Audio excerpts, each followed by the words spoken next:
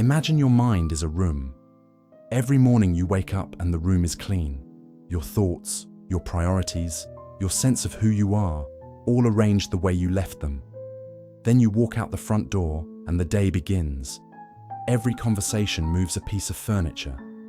Every interaction adds an object that wasn't there before.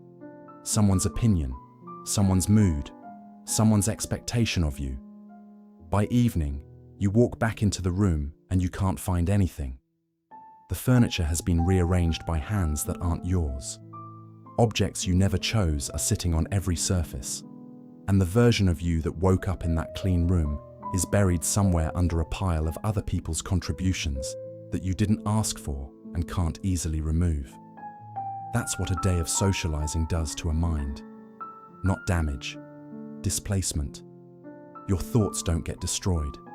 They get buried under everyone else's. You've felt this and called it exhaustion, called it introversion, called it needing to recharge, as though the problem is a low battery and the solution is rest. But rest doesn't clear the room. You can sleep 10 hours and wake up still carrying the residue of yesterday's conversations.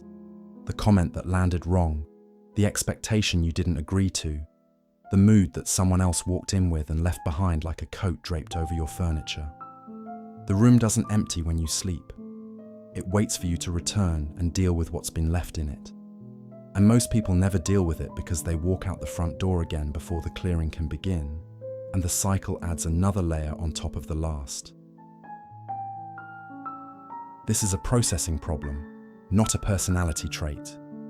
Your brain runs a simulation of every person in your social world, a live, constantly updated model of their beliefs, their emotional states, their likely reactions to things you haven't said yet.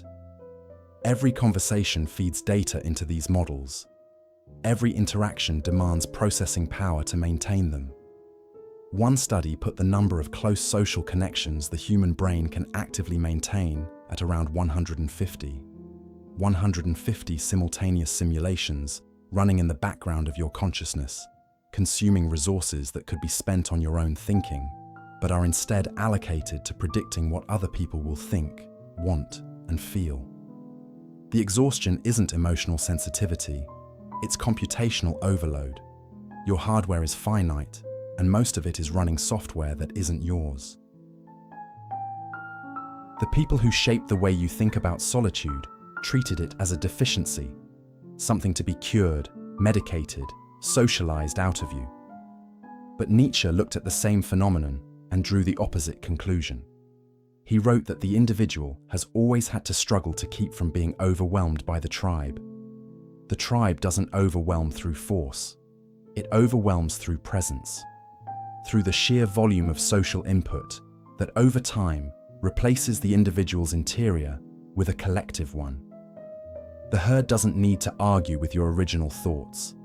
It just needs to be loud enough and constant enough that your original thoughts can't find the space to form. The displacement is so gradual that you don't experience it as loss, you experience it as normal. And by the time you notice that your mind sounds less like you and more like a composite of everyone you've spent time with this month, the replacement is already complete. Watch what happens to your thinking after a full day of social interaction versus a full day alone. After the social day, your mind is a crowded intersection. Dozens of threads running simultaneously, none of them yours, all of them demanding attention. After the day alone, something different. The threads thin out, the noise settles, and underneath it, thoughts begin to surface that wouldn't survive in a social environment. Ideas too unfinished to withstand someone's reaction. Instincts too quiet to compete with another person's volume. A sense of direction so private, it would evaporate the moment you tried to explain it to someone else. These aren't the thoughts of an introvert hiding from the world. They're the thoughts of a mind operating at full capacity on its own content for the first time in days, maybe weeks. This is where the sorting has to happen, and it can only happen in silence. Nietzsche described a state he called becoming who you are, the process of separating what is genuinely yours from what was installed by the herd. The process requires solitude, not as preference, but as condition. You cannot sort your own thoughts from imported ones while the importation is still happening. It's like trying to clean a floor while people are still tracking mud through the room. The mud isn't malicious. The people tracking it aren't enemies. They're just present, and their presence has a cost that nobody accounts for because the cost doesn't look like damage. It looks like a normal day. It looks like coffee with a friend. It looks like a team meeting that could have been an email. Each one is individually harmless. Collectively, they fill every square inch of the room and leave your own thinking pressed against the walls with nowhere to expand. And the longer you go without clearing the floor, the less certain you become about which parts of the room are even yours anymore. There's a specific quality of thought that only appears after extended solitude, a clarity that has nothing to do with intelligence and everything to do with bandwidth. When no one else's signal is competing for space, the mind doesn't become empty, it becomes accurate. The judgments that arrive aren't filtered through how someone else would evaluate them. The priorities that surface aren't sequenced by someone else's urgency. The sense of what matters, what actually, genuinely matters to you and not to the room, assembles itself in the quiet like a picture developing in a darkroom. The image was always there. It needs the absence of light to become visible. Other people's input is the light that prevents the image from forming. Not because the input is bad, because the image needs conditions that social noise makes structurally impossible. And the people who never create those conditions, who move from room to screen to conversation without a gap, never see the image. They don't know it's there. They think the noise is all there is. This isn't an argument against connection. It's a diagnosis of what happens when connection is unexamined, when you walk into every room without accounting for what the room takes from your mental space, and walk out carrying weights that don't belong to you.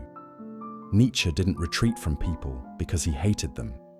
He retreated because he could feel the overwrite happening in real time, his own ideas losing resolution, his own instincts being softened by the collective mood, his own voice being drowned out by a chorus of voices that individually seemed reasonable and collectively erased everything that was singular about his thinking.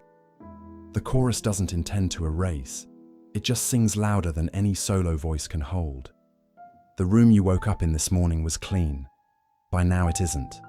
And the question this leaves you with isn't whether you should stop socializing. It's whether you've spent any time in your own room at all this week, actually in it, with the door closed, with no one else's furniture present, with enough quiet to hear which thoughts belong to you and which were delivered by someone else and left on the table like mail you never opened but somehow absorbed anyway. The room is yours, but only if you're in it, and you can't be in it while everyone else is too.